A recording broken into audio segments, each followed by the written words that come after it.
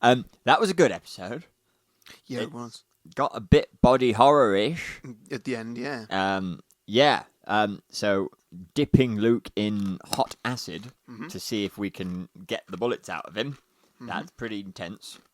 It's quite exciting. Seemingly trying to recreate the situation of his original formation, his original power getting, which is kind of cool. I like the puzzle that we're going through of how can you save a man who you can't pierce. Yeah, I do find it very weird. I sort of really understand what it is that they're even doing. Because they're trying to recreate it, but then what is that supposed to that stop should from... mean he loses his powers temporarily for some reason. Sure. It's not entirely clear why that is, but I'm okay with it so far. No one's done a full explanation that's made no sense. They've done partial explanations that make enough sense. They haven't broken their own science yet. Exactly. They haven't broken their own science. Yeah. Which is fine. So yeah, I'm on board. It's quite exciting. It's a little bit similar to the Jessica Jones bit where they were trying to save Luke Cage because they couldn't, because he had a concussion and they couldn't get into his skin. Yeah. But it's different enough that I'm not bored. It's different enough that it doesn't feel derivative. Yeah. Which is cool. We are finding out that Reva nicked all the information from Seagate where the experiments happened, so that's interesting. Though I've completely forgotten how she passed that information to Luke, and then Luke passed it on to Claire somewhere along the way, which I may have blinked and missed. But that doesn't at all explain where Reva's thumb drive with Kilgrave's information is. Maybe it's all on the same thumb drive, but maybe Reva nicked more information than we know about from more sources or something. Or maybe... Oh, actually, do we know that Kilgrave started manipulating Reva because he knew she had access to a thing?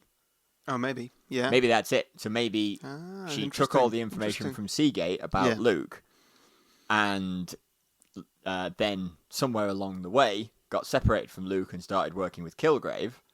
I feel like I'm going to be quite disappointed if we don't see any of this, don't see any of Kilgrave at all. Yeah, I want that.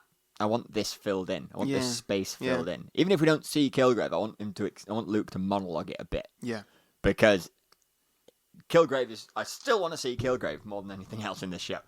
Hey, you know how we said it was a bit Empire Strikes Back-y with I am your brother. No, I'm your brother. Yeah. No. And the extra no wasn't there. But also a character named Luke. Oh, yeah. Luke, I am your brother. Yeah. Also, But the line is, no, I am your father. It's not Luke, I am your father. That's true. Apparently James Earl Jones get asked to deliver that line by fans all the time, and he explains that they're always asking him to deliver the wrong line. Then he does it, and force chokes them. Nice. Which I think is brilliant. I love it when people who are like big icons and of like geek culture just really go with it. Yeah. I love it when people do that.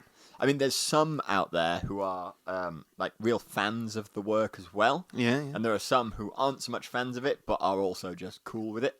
Yeah. Like Nathan Fillion and Alan Tudyk are great examples of people who are fans from the beginning. Yeah. They've always been fans. Yeah. Whereas James Earl Jones and, say, Picard are both...